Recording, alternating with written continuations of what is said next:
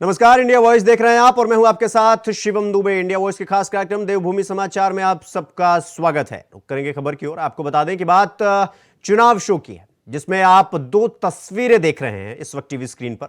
जिसमें पहली तस्वीर है सीएम धामी के हिट रोड शो की, जहां सीएम धामी ने रुद्रप्रयाग में रोड शो किया, जिसमें भीड़ ने सारे रिकॉर्ड तोड़ दिए। जहां जहां नजर आएगा वहां वहां आपको लोग नजर आ रहे होंगे। वहीं दूसरी तस्वीर कांग्रेस के राष्ट्रीय अध्यक्ष मल्लिकार्जुन खड़गे की रैली है, जिसकी तस्वीरों को देखकर चुनावी विश्लेषक इसे फ्लॉप शो बता रहे हैं। और ऐसा एक तस्वीर को देखने पर साफ पता चल रहा है, जहां रैली में 80% सीटें खाली नजर आ रही हैं।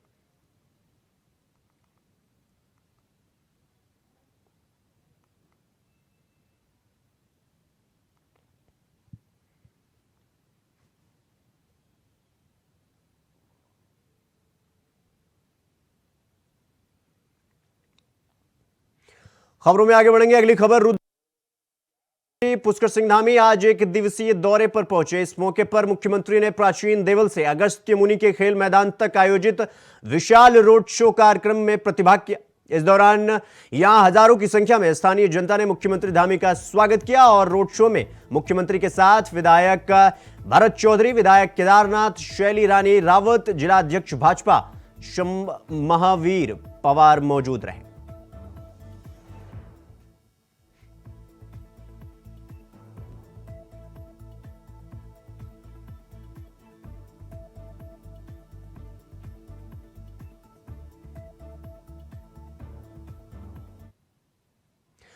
कांग्रेस ने लोकसभा चुनाव के लिए आगाज कर दिया है। कांग्रेस राष्ट्रीय अध्यक्ष मल्लिकार्जुन खड़गे के आने से कांग्रेस की धार को उत्तराखंड में तेज किया गया है। राष्ट्रीय अध्यक्ष ने मंच से कांग्रेस को एकजुट रहने की सलाह दी। वहीं मल्लिकार्जुन खड़गे ने बीजेपी सरकार को घेरते हुए सरकार पर कई गंभीर आरोप लगाए। साथ ही उन्होंने राज्य के मुद्दे जैसे अंकिता भंडारी मर्डर केस और बेरोजगारी पर जमकर राज्य सरकार को घेरने का काम किया।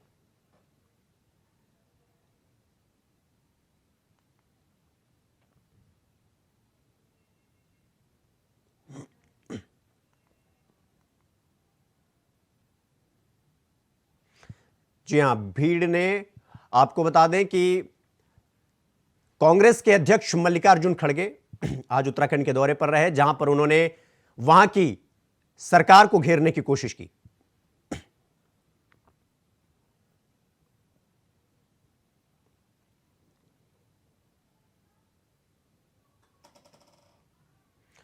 ज्यादा जानकारी के साथ हमारे साथ अवनीश जुड़ गए हैं, उत्तराखंड के हेड हैं ये। अवनीश, सीएम के रोड शो को देखकर लगता है कि भीड़ के सारे रिकॉर्ड टूट गए हैं वहां पे। देखिए, निश्चित तौर पर जिस तरह पुष्कर सिंह धामी उत्तराखंड के कोने कोने में जाकर रोड शो कर रहे हैं और लोगों को सरकार के प्रति अपने कामों को बता रहे हैं, तो निश्चित तौर पर उनकी लोकप्रियता बढ़ी है। और यही कारण है कि जिस जगह पर भी रोड शो हो रहे हैं, वहां पर काफी संख्या में लोग, समर्थक और जो आम आदमी है, वो कहीं ना कहीं पुष्कर सिंह धामी की तरफ और बीजेपी की तरफ बढ़ता हुआ दिखाई दे रहा है। यही कारण रहा कि जिस तरह आज रुद्रप्रयाग में अगस्त में रोड शो हुआ है, तो उसमें काफी संख्या में लोग पहुंचे और एक पूरा जनसैलाब आप देख सकते हैं कि वहां पर सड़कों पर उमड़ता हुआ दिखाई दिया है। लेकिन इसके बनस्पत हम बात करें, आज कांग्रेस के जो राष्ट्रीय अध्यक्ष है मल्लिकार्जुन खड़गे, आज उनकी जनसभा देहरादून के अंदर थी। अगर हम ये कहें कि पूरी तरह फ्लॉप रही है तो कोई बड़ी बात नहीं है, क्योंकि जिस तरह भीड़ वहां पर जुटनी चाहिए थी और जो कोशिश यहाँ पर कांग्रेस के नेताओं ने की, वो बिल्कुल फ्लॉप साबित हुई। और यही कारण रहा कि जब मल्लिकार्जुन खड़गे बोलने के लिए तैयार हुए, तो उस समय चुनिंदा लोग वहां पर थे। जो खाली कुर्सियां हैं वो खुद आप देख सकते हैं। तो हम कह सकते हैं कि जिस तरह उत्तराखंड के अंदर जिस तरह बीजेपी का ग्राफ बढ़ रहा है, पुष्कर सिंह धामी का ग्राफ बढ़ रहा है, और जिस तरह पुष्कर सिंह धामी उत्तराखंड के लिए नित नए योजनाएं ला रहे हैं, एक से एक उन्होंने तमाम विकासकारी कल्याण योजनाएं शुरू की है, तो वो सरकार के लिए फायदेमंद हो रही है। और यही कारण है कि आज कांग्रेस ने जिस तरह सरकार को घेरने की कोशिश की, तो हम कह सकते हैं कि पूरी तरह विपक्ष नाकाम यहाँ पर रहा है।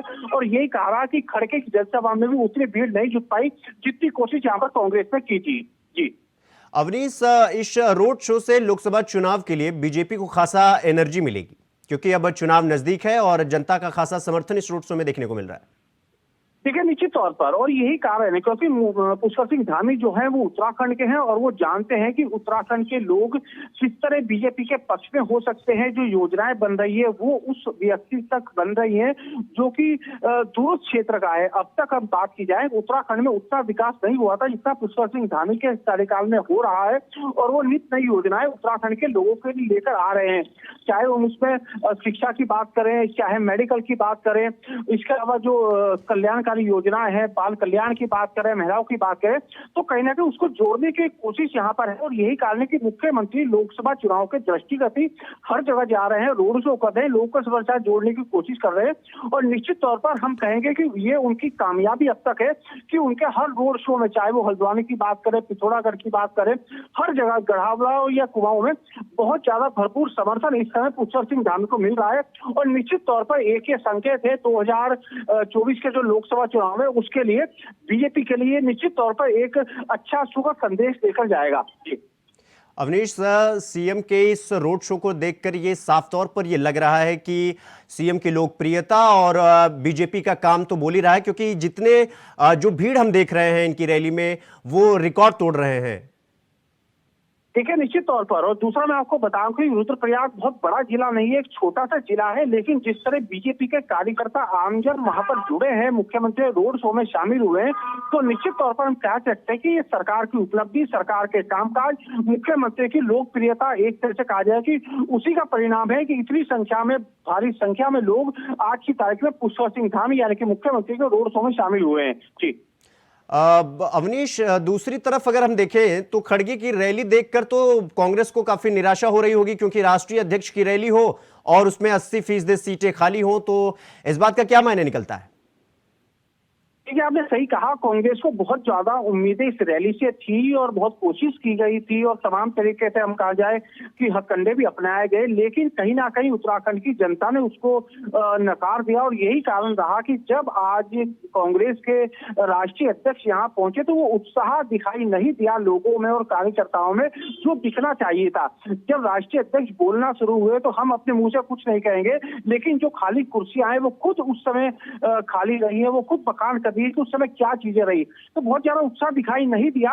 और कांग्रेस भी बहुत ज्यादा उत्साहित शुरू में थी, लेकिन जैसे जैसे मल्लिकार्जुन खड़गे आए, फिर वो बोलना शुरू हुए, उनका संबोधन शुरू हुआ, तो कार्यकर्ताओं में निराशा इस बात को लेकर हुई।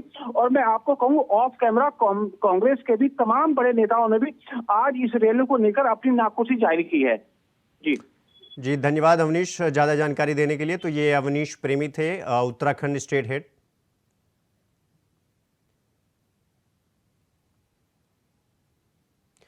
खबरों में आगे बढ़ेंगे। अगली खबर देहरादून से है, जहां उत्तराखंड विधानसभा का सत्र 5 फरवरी से 8 फरवरी के बीच होने जा रहा है। आपको बता दें कि यह सत्र खास तौर पर यूसीसी यानी यूनिफॉर्म सिविल कोड और आंदोलनकारियों के 10% आरक्षण और खिलाड़ियों के 4% आरक्षण के मुद्दे पर ही बुलाया जा रहा है। वहीं ऐसे में बजट सत्र के लिए धामी सरकार 20 फरवरी के बाद फिर विधानसभा सत्र आयोजित करेगी, जिसकी जानकारी प्रदेश के वित्त मंत्री प्रेम अग्रवाल ने दी है। उनके अनुसार सभी विशेष सत्र आयोजित करने के बाद हम अपना बजट पेश करेंगे। उसके लिए हम पूरी तरह से सरकार पूरी तरह तैयार है, विभाग हमारी तैयारी कर रहा है।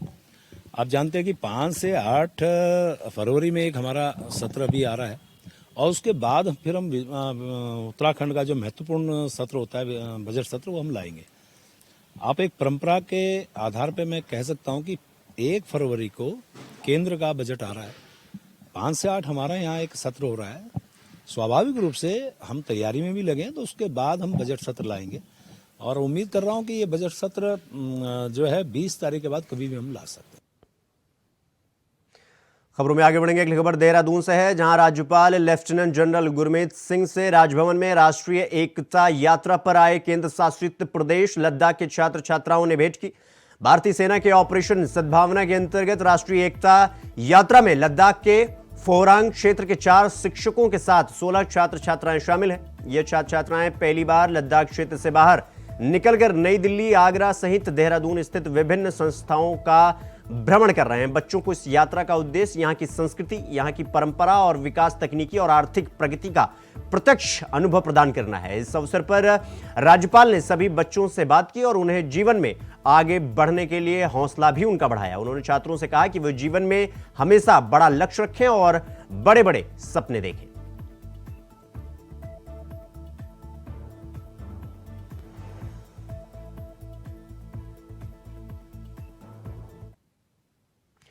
तो वहीं देहरादून से बड़ी खबर आ रही है, जहां लोकसभा चुनाव से पहले कांग्रेस को एक बड़ा झटका लग गया है। जी हां, इस वक्त की ब्रेकिंग न्यूज हम आपको बता रहे हैं, जहां पर लोकसभा चुनाव से पहले कांग्रेस को एक बड़ा झटका लग गया है, क्योंकि कांग्रेस के कई नेता भारतीय जनता पार्टी में शामिल हो गए हैं, जिसमें गणेश जोशी ने सभी को भारतीय जनता पार्टी की सदस्यता उनको ग्रहण करवाया। जहां पर कांग्रेस के कई नेता हैं जो आज भारतीय जनता पार्टी में शामिल हो गए हैं। गणेश जोशी ने सभी को बीजेपी की सदस्यता ग्रहण करवाई।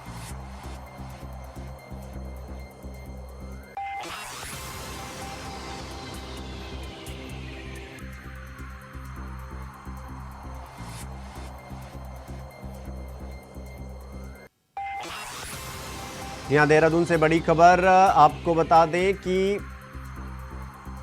कांग्रेस के कई नेता आज भारतीय जनता पार्टी में शामिल हो गए और लोकसभा चुनाव से पहले ये कांग्रेस को बड़ा झटका लगा है उत्तराखंड से, जहां पर कांग्रेस के कई नेता भारतीय जनता पार्टी में शामिल हो गए हैं और उन्हें गणेश जोशी ने उन सभी को भारतीय जनता पार्टी की सदस्यता ग्रहण करवाई।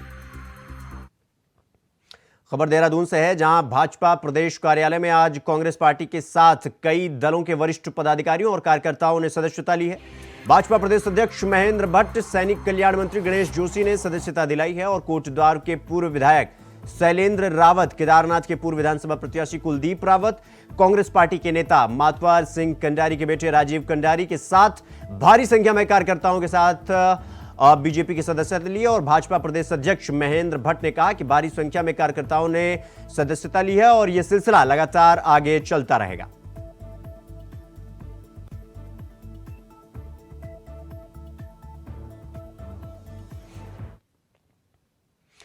खबर देहरादून से है, जहां सूबे में 29 जनवरी को परीक्षा पे चर्चा कार्यक्रम के उत्सव के रूप में मनाया जाएगा, जिसका सीधा प्रसारण प्रदेश के सभी विद्यालयों और उच्च शिक्षण संस्थानों में किया जाएगा, जहां पर छात्र छात्राएं, अभिभावक और उनके शिक्षक प्रधानमंत्री नरेंद्र मोदी के बोर्ड परीक्षाओं को लेकर विशेष कार्यक्रम को लाइव देखेंगे। साथ ही प्रदेश के राज्यपाल और मुख्यमंत्री विभिन्न स्कूलों में पहुंचकर कार्यक्रम में प्रतिभाग और छात्र छात्राओं का उत्साह को बढ़ावा देने का काम करेंगे। वहीं परीक्षा में चर्चा कार्यक्रम के तहत सेल्फी पॉइंट भी बनाया गया है, जहां पर छात्र छात्राएं अपनी सेल्फी ले सकेंगे। वहीं कार्यक्रम की तैयारियों को लेकर अधिकारियों को निर्देश दे दिए गए हैं।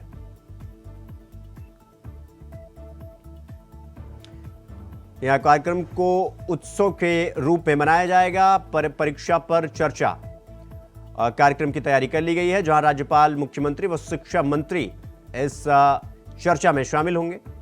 स्कूलों में जाकर कार्यक्रम में प्रतिभाग करेंगे।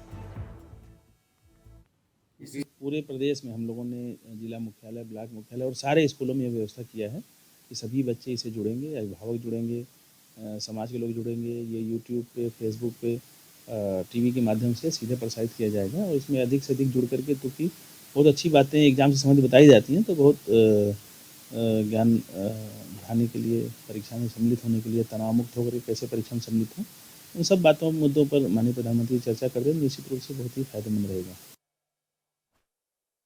मसूरी में कैबिनेट मंत्री गणेश जोशी के जन्मदिन से पहले बीजेपी कार्यकर्ताओं ने जन्मदिवस की सेवा सप्ताह के रूप में मनाया जा रहा है, जिसके तहत मसूरी राधा कृष्ण मंदिर में कार्यक्रम आयोजित किया गया, जिसमें बतौर मुख्य अतिथि दर्जा प्राप्त मंत्री ज्योति प्रसाद गौरेला और कैबिनेट मंत्री गणेश जोशी ने शिरकत किया है। इस मौके पर कैबिनेट मंत्री गणेश जोशी ने मसूरी के सभी गुरुद्वारा, मंदिर, मस्जिद और चर्च के लिए कैश रोल वितरित किए हैं। वहीं श्री राधाकृष्ण मंदिर के सभागार के लिए 6 AC दिए हैं। इस मौके पर कयारकुली भट्टा ग्राम की महिला समूह को 10 सिलाई मशीन बांटी गई। वहीं कैबिनेट मंत्री गणेश जोशी अपने पुराने दिन को याद करके काफी भावुक हो गए। उन्होंने कहा कि उन्होंने गरीबी को बहुत पास से देखा है। वो चाहते हैं कि वह अपना जन्मदिन गरीब लोगों के साथ मनाकर उनकी मदद करके अपना जन्मदिन मनाएं।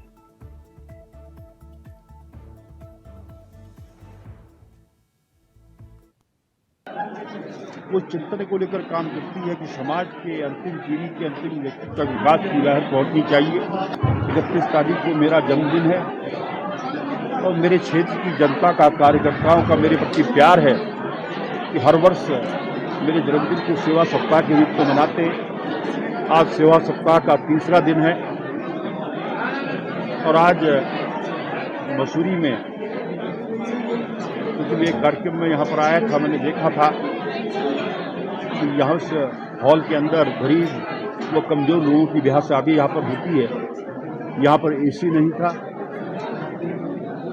आज जो प्यार उन्होंने मुझे दिया है, स्नेह मुझे दिया है, उसके रिटर्न गिफ्ट के रूप में एक छोटे से तोहफा मैंने उनको देने का प्रयास किया है।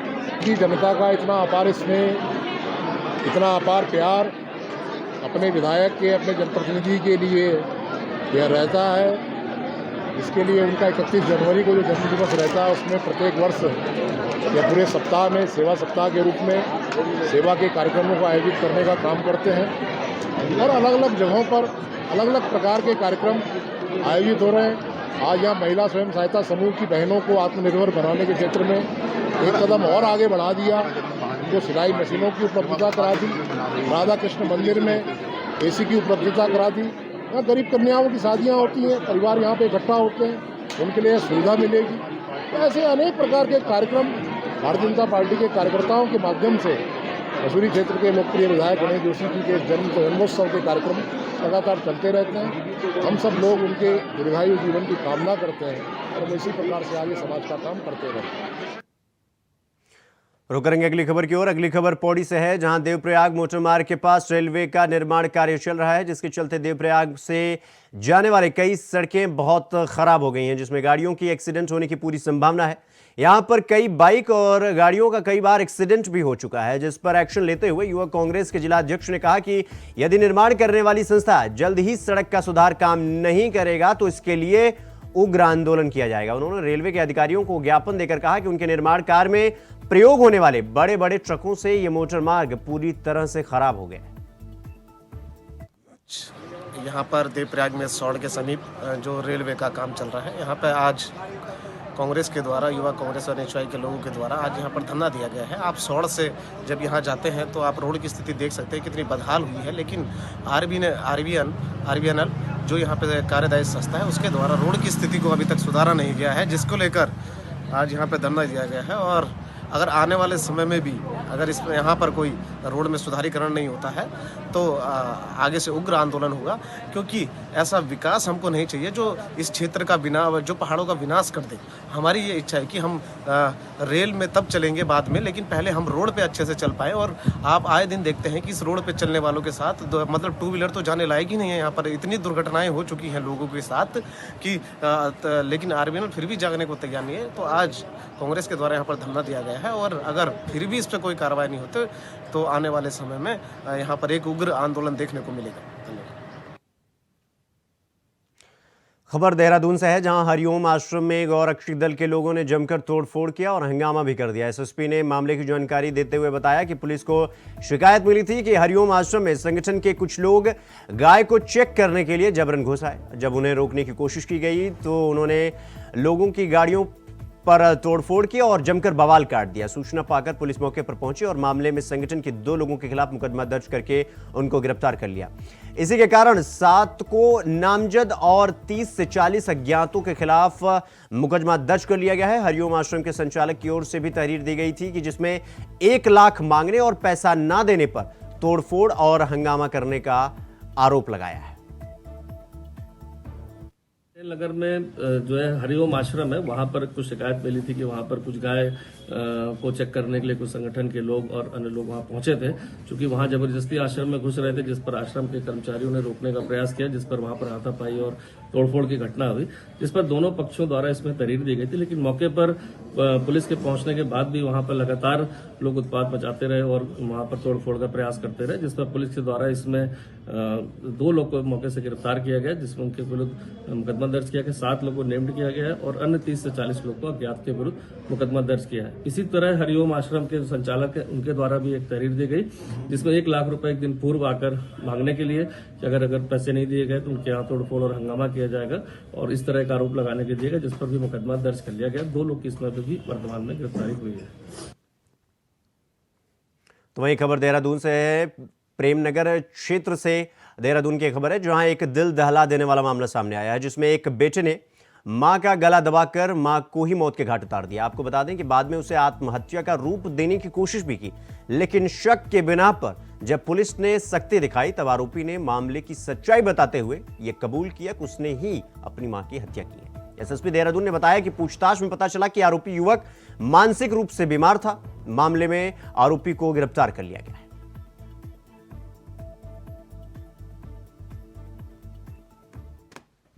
देवभूमि समाचार में फिलहाल अभी के लिए बस इतना ही। देश दुनिया की तमाम खबरों को देखने के लिए देखते रहिए इंडिया वॉइस। नमस्कार।